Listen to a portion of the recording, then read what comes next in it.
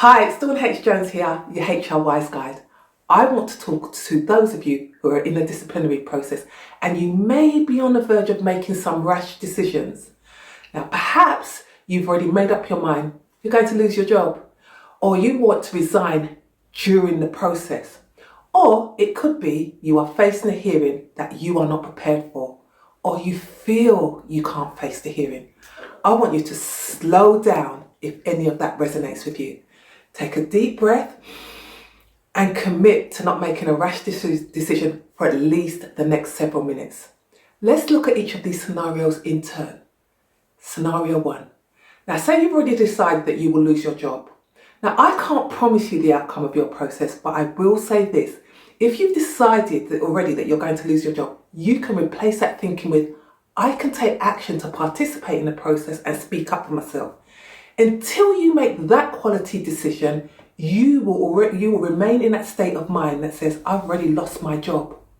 And that's not helpful to you. On the other hand, if you participate in the process, you can speak up for yourself and you can get your account on the record.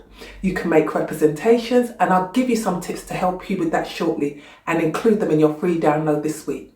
Okay, scenario 2, resigning during the disciplinary process. Now, I have a more in-depth video on this subject, and I'll pop that link in the description below this video. But here are some highlights. If you resign during the disciplinary process, you give up your right to make representations on your behalf. Here's the thing, your employer may state on future references that you resigned during the formal processes. So in short, resigning can give you short-term relief, but lead to longer-term problems. Scenario 3. Okay, you're facing a disciplinary hearing you are unprepared for, but you want the whole process over and done with. When people say this to me, I ask them, where are you going? Now, I'm not advocating that you should not attend the hearing. However, if you do not know the details of your case, you do yourself a huge disservice. For example, you'll have difficulty responding to allegations before and during the hearing. You'll also have difficulty presenting your case knowledgeably at the hearing, even if you have a companion. And you may also experience difficulty asking questions or challenging the allegations.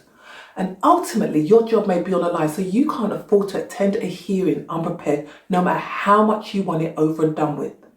Now, when I speak to people in these real life situations, they all have something in common that they are dealing with.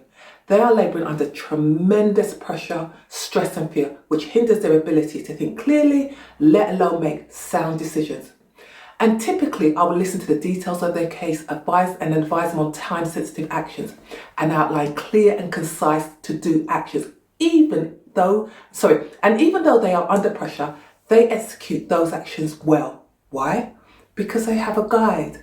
They have a clear pathway forward. The pressure lifts off of them so that they can make calm, rational, and informed decisions. And that clarity pulls them back from the brink of making a rash decision. And I never leave a conversation by asking them, how are you? Some people are aware of what they are going through, others are not. But I know the toll of disciplinary processes can take a toll on people. So I am going to give you the same encouragement as I do the individuals who come to me for guidance.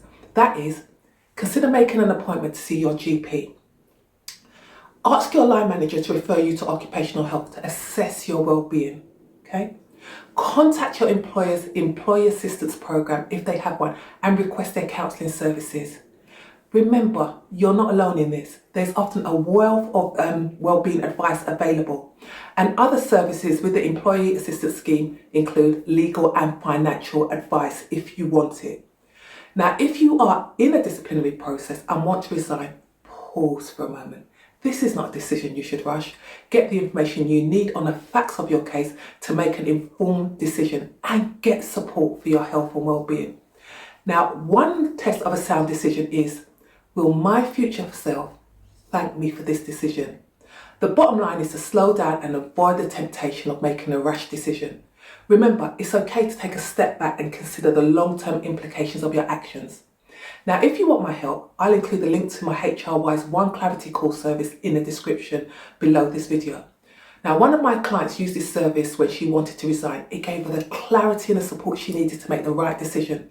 And if you want more in-depth services, I'll also put the link to my HR Wise packages in the description below this video. Thanks for listening. Have a great week, and whatever you do, remember to be HR wise.